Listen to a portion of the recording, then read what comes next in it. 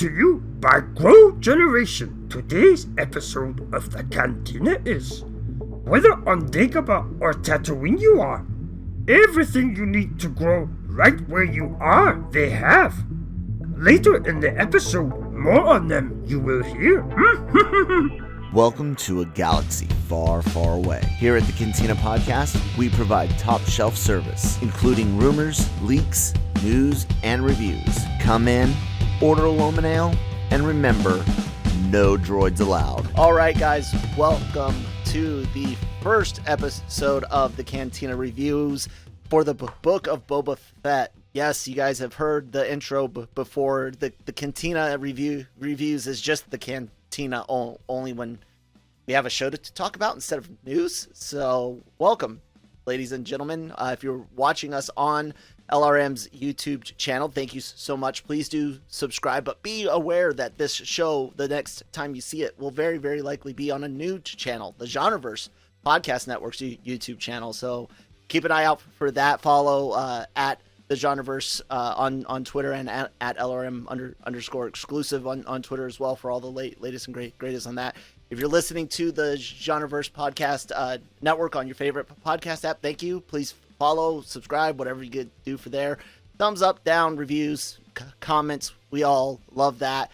We got the full cast or crew or whatever you want to call us back together. I'm Kyle. This is co-host or co-pilot Cam and navigator Shaky. What's up? It's been a while, Shaky. It has been a while. I'm glad I'm able to jump on here. I'm a little under the weather, but still fighting through it, and so it's good to be here. Yeah, and Cam, as always, man, how you doing over there? Yeah, good. Yep. So, guys, we're here to talk about the Book of Boba Fett. It just dropped this morning for Shaky and I here on the East Coast of the greatest nation on Earth. And then Cam got to check it out a little bit before us. So, just out of fairness, since Cam saw it first, Cam, what was kind of like your initial reaction to episode 1 of the Book of Boba Fett? I mean, I liked it. I wasn't completely blown away by it in any way. There's not a lot of plot yet. So, you know, I kind of liked the way it was shot. I liked the kind of, I thought there was a lot of throwbacks to things like Good, the Bad and the Ugly, Lawrence Arabia, you know, not a lot of talking, just a lot of using the kind of desert, using Tatooine almost as a character itself, which I did appreciate. And I think it almost felt like episode 1 of Tales of Tatooine starring Boba Fett almost, you know, because it was just this whole, you know, and I think that's just expanding on the world building, getting to see more of the sand people and how they work, you know, which we got a little bit of in Mando as well, is to see that continue on, and then find out a little bit about the underworld. It was pretty cool. I think overall, I thought the flashback parts were better than the current timeline parts, and it almost felt like there was more of them. But yeah, I mean, I'm on board. See what happens on episode 2. All right, Shaky, since you haven't been here for a minute, man, tell us what you thought.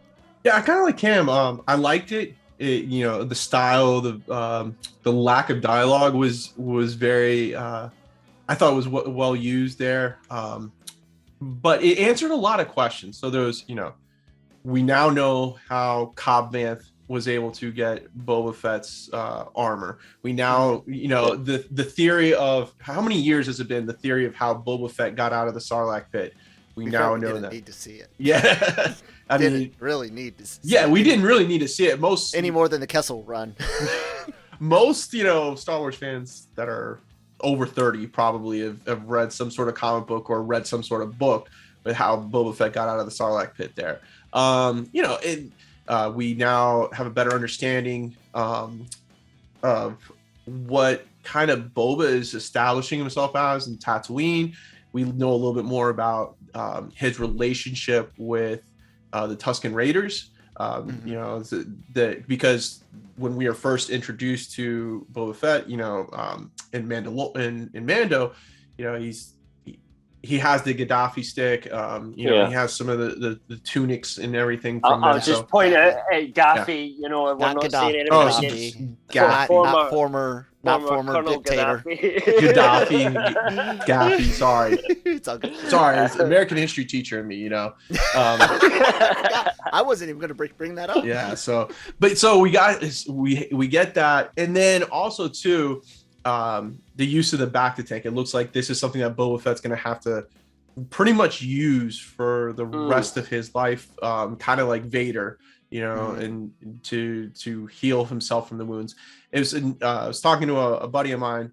It's interesting to remember is that with Boba that he was a untampered clone, you know, from Jango. So that means that he didn't get any of the special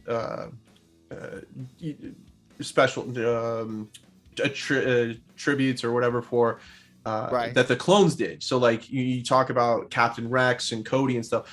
On top of advanced aging, they also had advanced healing, advanced muscle growth, and everything like that, so that they could grow faster, heal faster, everything to get to that point. So his body has been worn down over years, and so it looks like the Sarlacc pit definitely took a toll on him. Worn down over a couple of weeks in the desert. It looks like. So it seems like a pretty rough couple of weeks in the desert, to be fair, so far, and he hasn't got out it yet in terms of the flashbacks. I think he's got more to go, but he was basically dragged around. And correct me if I'm wrong. So when we saw that first clip of him in Mando season 2, like he had some scars on his face, right?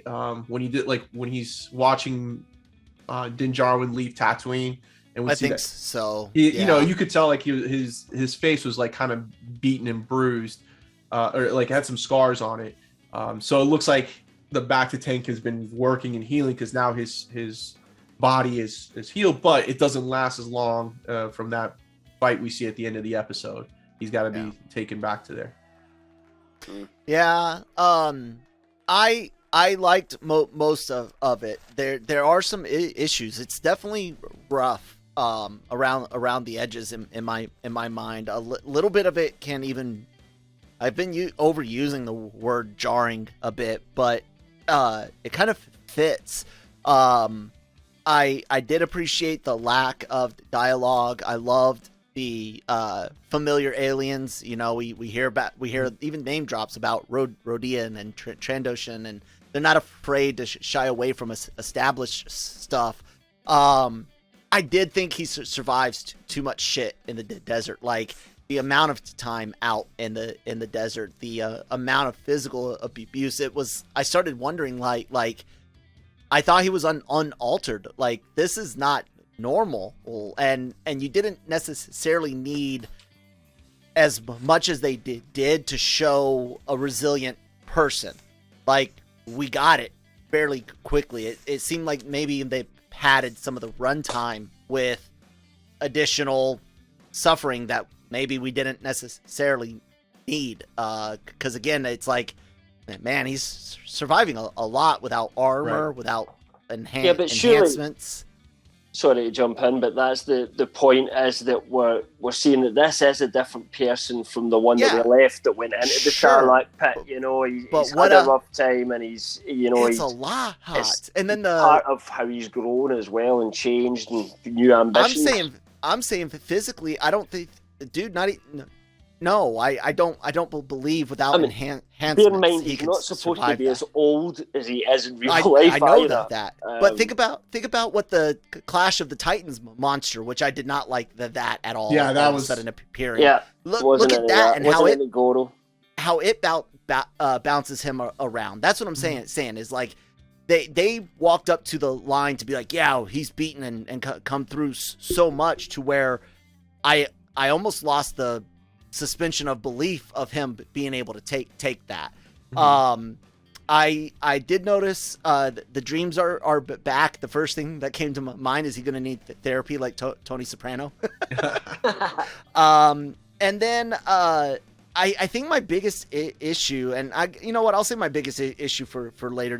There's a tone issue here, and they're having in this episode, I think there was a problem kind of balancing the seriousness, the I'm a crime lord, you're supposed to tribute me, and then balancing that with lighthearted, almost too silly like, so we'll kind of get into that in a bit, but to kind of transition into what you enjoyed the most, it sounded like from both of you, and I'll go to Shaky so you can elaborate more on what you really enjoyed about the characters.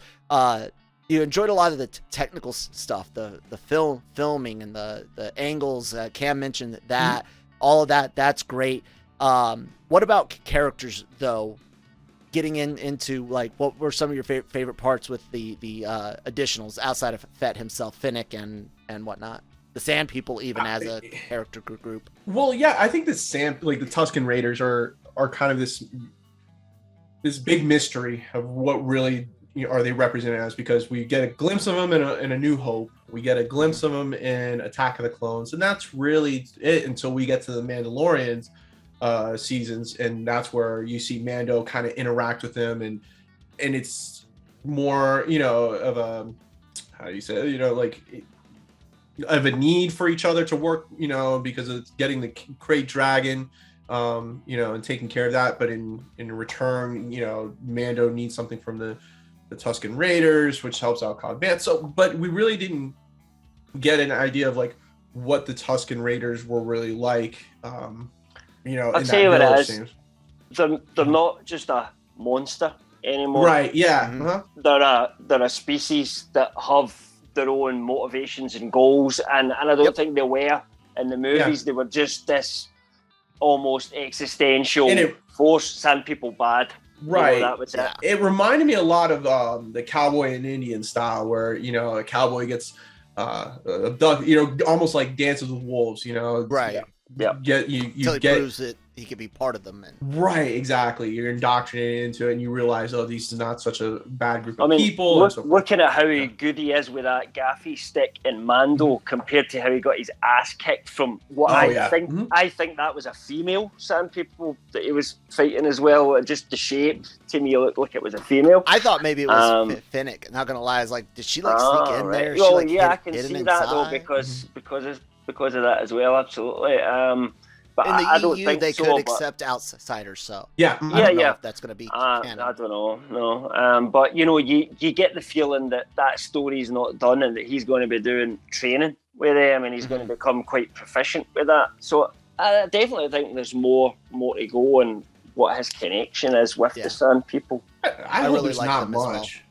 Like, I like it, but I hope that this is not a Sand People Tusken Raider 6 episode. No. Like, we got it. Like, but they can use it in future.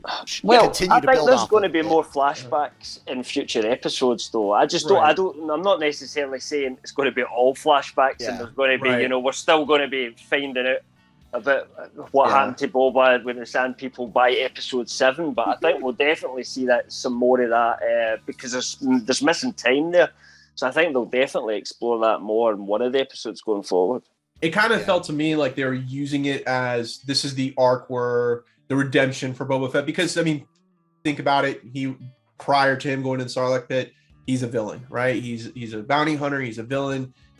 That's all we know him as. And now all of a sudden in Mando, he's not. And so how did he transition? He's all honorable. Yeah, he's all honorable. So I guess this is how we're going to get that. Yeah, I don't know. You feel like he's maybe got a code, but I wouldn't say honorable.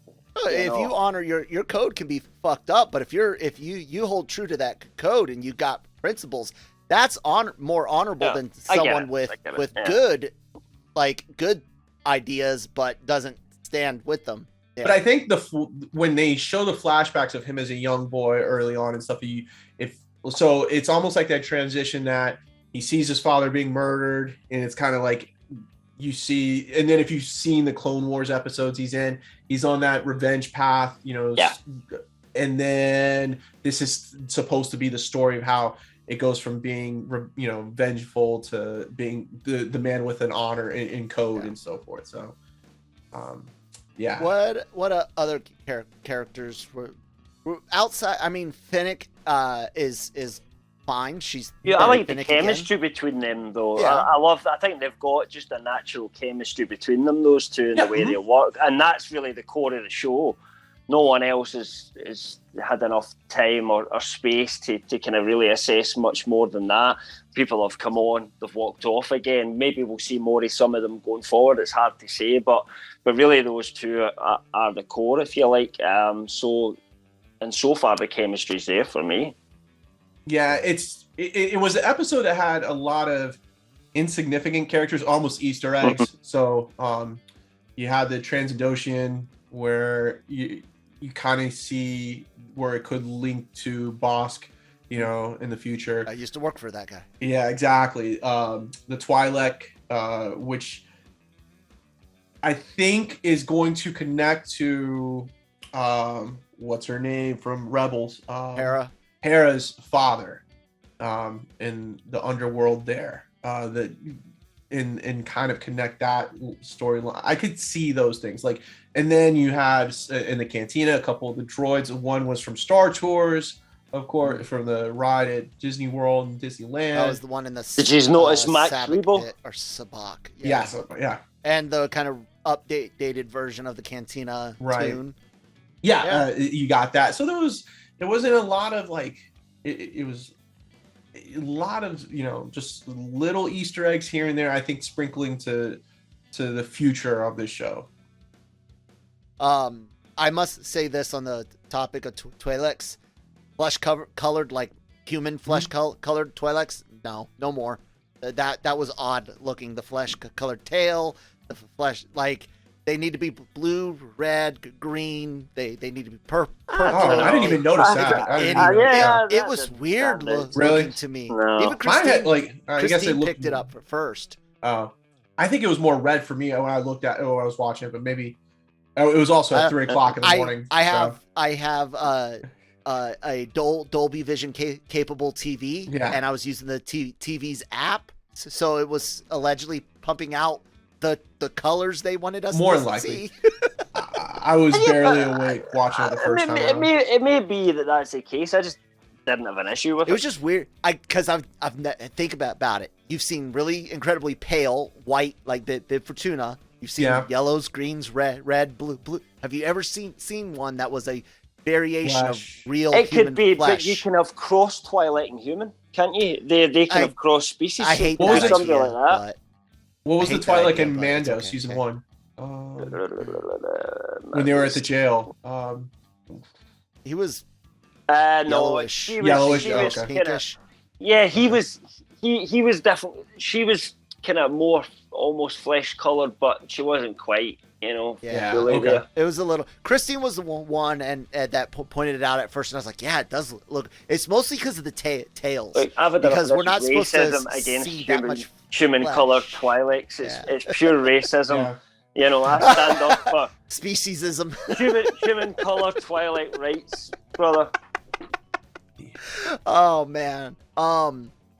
So yeah, it's the characters so far. They've been fine for me. I agree with liking seeing more from the Tusken Raiders, getting to know the culture a little bit in each of these series, and I'm guessing we'll even see more in Kenobi, if not a big scene like this, of course, because I don't think Obi-Wan really needs that, but we'll see a trade. Him going to the Raiders to get provisions or some shit.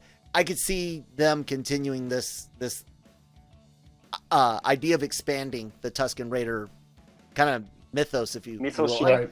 I like it. I mean, that's kind of what the EU did with a lot of its books, sprinkling in history of Kamas or Batawawi or something.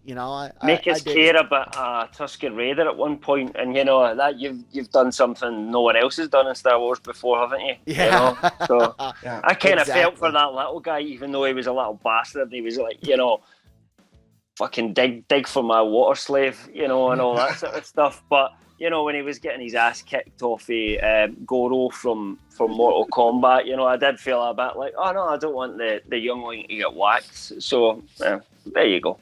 Yeah. Job done. We'll go ahead and take a quick word from our sponsors over at Grow Generation. Then we'll come back and talk a little bit more about the Book of Boba Fett. So, yeah. Grow Generation, where the pros go to grow. Grow Generation offers the best deals and discounts on the best grow products on the market. Grow Generation serves customers across the nation and carries a wide inventory of renowned cultivation brands. Go to www.growgeneration.com, where the pros go to grow. So I can nip for a smoke and come back before it's finished, and it's like just seamless. Yeah. No traditional American style TV breaks for you, Cam. I like to keep those ads down to about 20 seconds, if at all possible.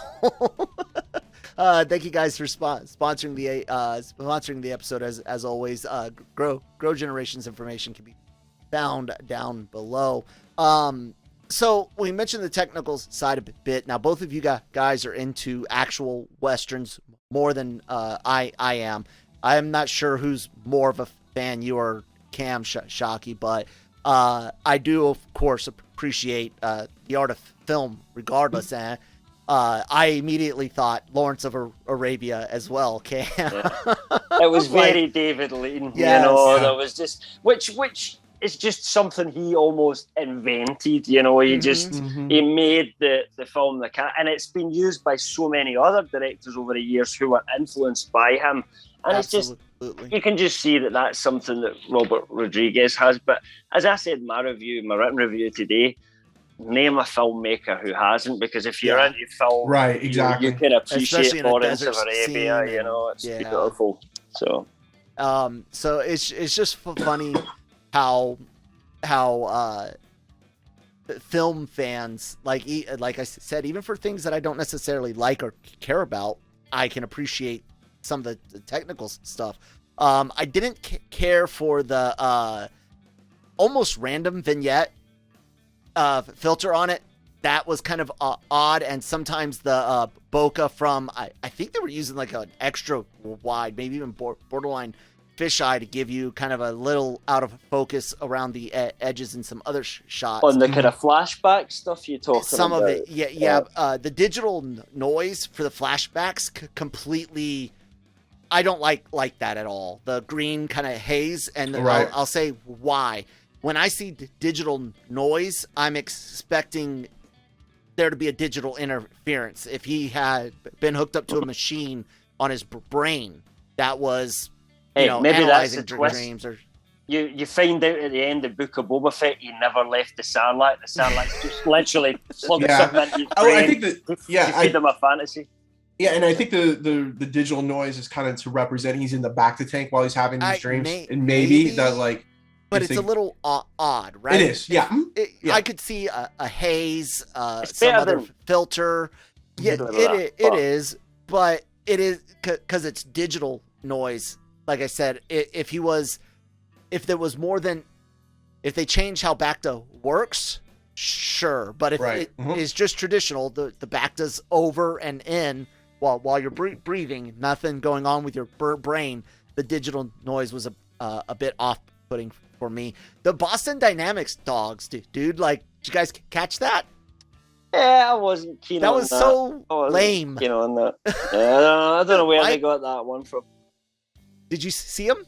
When they come into the city, Boba's telling Phoenix like he should have came in on the barge, and he's like, no, and they show a pack of the Boston Dynamics dog robot bots. There's like I didn't even realize that was them. Oh my, talk about like the worst take you out of the universe ever. Like, even knowing about the damn ice cream maker, right? Yeah, doesn't take me out of the original Star Wars as seeing the Boston Dynamics robot, not even modified. Dude, they just put two wings on it. It's got like two white wing things. I didn't like it, but it was so quick and off. It didn't really affect me overall. I've heard a few people complaining about it online, and I'm like, it kind of was only in my second rewatch that, when I watched it first time, it didn't quite catch me. It was only kind of when I watched it the second time that it stood out to me and kind of went, no, don't like that. Yeah, it's just because of how earthly it is, Mike. When you go back and check it out, What was the other? Oh, the Goro monster or Clash of the Titans monster. Right, yeah. They used some practical effects in there. While I did not like the creature, It was a or bit at least- Harryhausen. I was expecting a crate dragon. I was expecting a young crate dragon. Right. That's why I was. Since we got that from Mando, I was thinking, okay, even it's gonna be a small version of it. You know. yeah. Right. Nope. It was. That's what I I thought. did not like it. Even if it was a new creature, but it was a bit smaller, it was just a bit too big, you know, to be Yeah. perfectly Hanging honest in with the- you. And I the fight realised lasted that too it was, long. Like, Yeah. See? yeah. Like I said, there's some filler that was stuff here. definitely my least Yeah. favorite Yeah. part of it. I like afterwards when the kids bring in the head back and stuff, Yeah. and I Yeah, get that how was they- cool. Mhm. You like, and in some ways, if it wasn't for that bit, you could have just cut that out completely, and Mhm. you know the Rodian died somewhere else. But I think because that's relevant to coming back, they had to put something in. But they could have just cut it down, made it a bit smaller, you know, slightly less. Who like a big had the stupid- better kill with a choke by chain? Was it Leia or Boba Fett? Because remember, Leia. Leia chokes out Choked Jabba. out Baba. Or Jabba. Yeah, but Jabba couldn't fight back, like could sit there. and That tongue sticking out to it. Ah. Whereas this thing had like 4 arms, Yeah. and it still couldn't get a hold of him. You know, And- 4 and a guy arms, that- and I still can't reach behind my Seriously, back. could have taken all 4 arms Evolution. and just reached for the chain and just pulled it know. off like that. Right. So, but Possibly. you know, overall, I think the look and the feel, what's practical and what is CGI was fairly decent in there. Yeah, man, I can't really say too much about anything on the tech side. Music, guys, what do you think about the music? Is it impressing? Is it just meh? I liked it so far. I mean, the main theme's really good. There's some of the kind of incident, you know, Ludwig Göransson done the main theme, but it's someone else. I forget the name of right now. Sorry, and I can't access my phone to check it. That kind of scored the rest of the stuff on it. So far, so good.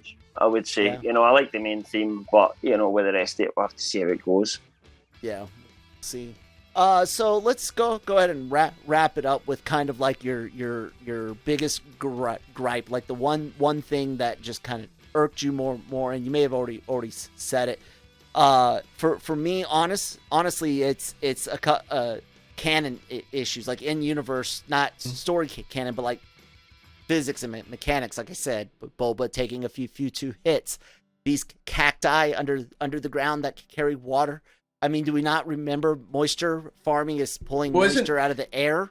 And I thought that's what they were going to at first. To do with that farm, right? Right, yeah. Nope. I thought that's what they were going to go raid that farm, and then they're like, oh, Yeah, never but mind, they- somebody's already they raiding it. You know? He did though. He changed his mind because he saw they'd already thingied all the water and they'd already gone, so there was nothing to get. I know, but why all of a sudden create spontaneous Tatooine cacti that we've And why never... walk out Didn't into the they middle had of them in nowhere? Mando as well, did they not? Yeah.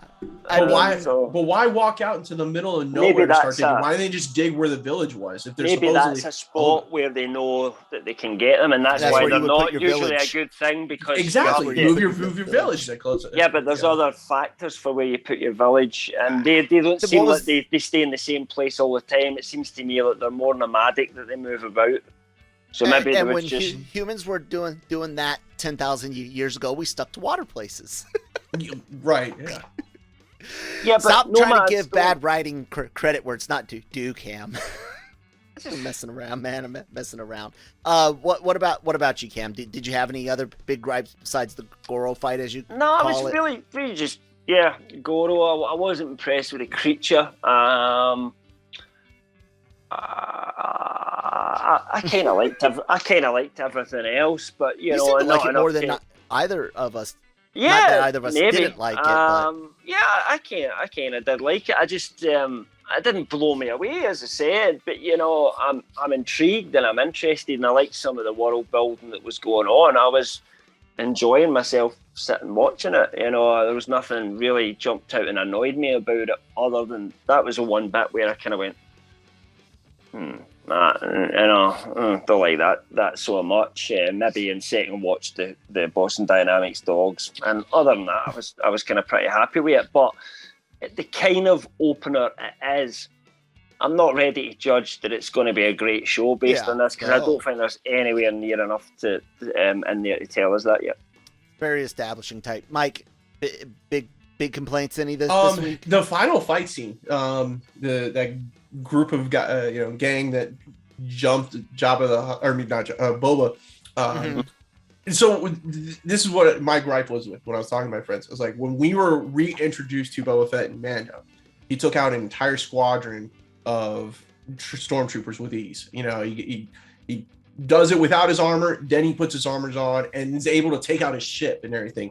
And now you're telling me all you have to do is surround him with a couple force shields and that's it. He has no tricks up his sleeve whatsoever. And that's what kind of took me out of it. I was like, you're talking about one of the best bounty hunters of all time, one of the best fighters of all time. You know, he's trained now with the Tuskens and all. And so to me, all you had to do was surround him with some force shields that are from the planet Naboo with the Gungans, and stuff. And it kind of made me think of, something like Game of Thrones, where you've got these great fighters, but they just that scene where they surround them with the shields and no one can get out, and they just step in and pick them off, and that's a viable kind of tactic that they were trying at that point. It didn't ultimately work because the Gamorreans broke it took the Gamorrean guards to help him out and stuff. And so I'm like, that kind of took me out of there for a second. I was like, wait a minute. Maybe if Boba could have used his rocket to leave, but then he would have left Fennec. Yeah, the last scene we see of Boba Fett, at the end of Mando, is him walking into Jabba's palace and taking out everyone, and and taking out Bib Fortuna, and sitting there and saying, "I'm the badass, I'm the king now," and stuff. And he's trying to establish himself that, and now you all you have to do is surround him with a couple Gungan shields, and we're good. Well, that leads us to the final topic, which is the villain aspect, and I kind of alluded to it earlier that. The Tony Soprano, this is the sympathetic or empathetic bad guy. There's a lot of goofiness with the mayor's emissary, if you will, the messenger. Like, that tone shift, I hated it. Like, that's the worst part. Where's my trick? I don't buy that. Like Shaky was saying, all the hardcore stuff we see in Mando, a lot of hardcore stuff we see before that guy shows up. And that just completely took it away. Completely took me out of it. I hated it. His whole menu, and the fact that Boba just it happens because I'm gonna rule through respect. Like they're hammering that point too hard. They're trying too hard to make him a good bad guy, and it is potentially what could undo this show, because if you have drastic tonal shifts, you have a guy that's don't kill, don't be mean, don't do this, but is gonna Kelly blew somebody up with a rocket into smithereens. Yeah, I know. Literally disintegrated the guy, bang, with a rocket. Congrats. But I'm saying if you can do it with one, you can do it with many. You could, but are they? And that is, again, a huge tonal shift from the goofy lightheartedness from the mayor character. You used Tony Soprano as an example. How many episodes was there any violence? Honestly. What, with Tony? Almost every single episode? No. There was putting his hands on. He's putting his hands on someone, if not killing them. There was lots of episodes where either he wasn't involved or he would be sending somebody else, or they were just. It was just okay, but he also tells Fennec, and I get it. You need at least one alive for intel. Mm-hmm. But if you're not a person thinking like this, and you're just looking at it as on a surface level, it again comes off as don't kill people. If he had said one alive for intel, just adding that even though you and I and Shaky know that's what he wanted, as a well-written story and the way it looks when you have everything in context, it's bugged me, Cam. It really has. And I'm not saying it's crap, but I'm worried. I could see that being an issue if Fennec doesn't kick one of the guys off and kills them. but which she I does. I like. So that just tells what if you he that doesn't like it? you know I what can if see he him bitch doesn't about like it. that and he bitches about it. I can't see that. I mean, I just don't like I said, think I'm he'd nervous. give a fuck about that. To be perfectly honest with you, he just doesn't seem like that kind of guy. I think he he's would the have kind put of up with the person mayor's that guy? does care about something. But you know, at the end of the day, he's just new into the job. This guy's coming and he's saying, "Wait a minute, you know, this guy's fucking." You know, it's like this guy's taking the piss at me. Do you react straight away and go, "I'll tell you what I'll do. I'll blow you up," or do you go, "Okay, on your way, have a think Should've about done it," that. and Yeah, then, but you don't. then you he don't, goes back to see the mayor later on and says, "Listen, this is the way it works okay, now." but you don't have him doing it in that That's tone. gangster. Yeah. No, You do no, it the no. King Leonidas way and say, "This is Sparta," and Not kick even, him into the not, pits. not just, not even that. No, guys. I'm saying like literally, the mayor's emissary is up there like we're watching a CW show. I just don't think that this is the way it's gonna be. Oh, yada. It's complete tonal shift. I agree with you, Cam. So you're the new guy. Where's my tribute? No, I don't try. There's no need for him to be so goofy. I'm not upset at the action. I'm upset at the tone. It is a complete unrelated tone to the seriousness, the gravity of this situation. Go back and watch it. It is just I've watched it twice, and I slapstick. just never got that from it. I just thought the Even guy Chris- was a bit of a dick. You know, Shaky? the guy thinks his boss, the mayor's a Yeah. bit more powerful than he is. He's not frightened enough of it, and I just think at some point later on he's got to get his king comeuppance when so good. you know. I I just just- didn't. It didn't come across as goofy to me. Sorry, guys. Yeah, I thought we were going to get a different. disagree on that. I thought we were going to get a different type of show, like because to me it felt like it's a continuation of Din Djarin's character. You know, the man with honor and code. I thought this was going to be more of a villain's take, you know, and really, you know, just go against the grain of what we've seen so far. I have Because to disagree with that as well, but carry on. I mean, yeah, so because to me it felt like, okay, this is a continuation of The Mandalorian. You know, it's a man living by honor and code, and you know, and it didn't seem like he was a crime lord, and taking over, you know, one of the largest, you know, crime syndicates in Star Wars galaxy, you know. But I mean, who knows? It's just one episode in. It's just one episode, but and it is so worrying. It's just, I thought we were, and it might just be because of my age and because of how many different books and comic books there have been about Boba Fett and, you know, what he done, like getting out of the Starlight Pit and doing, you know, afterwards, and, you know, the hunt for Han Solo and all that kind of stuff. So I don't know. Yeah, this is completely different for that, because, you know, the Boba Fett in that EU just went on to be a bounty hunter. That was all his ambition was, make money for bounty hunting, and that's it.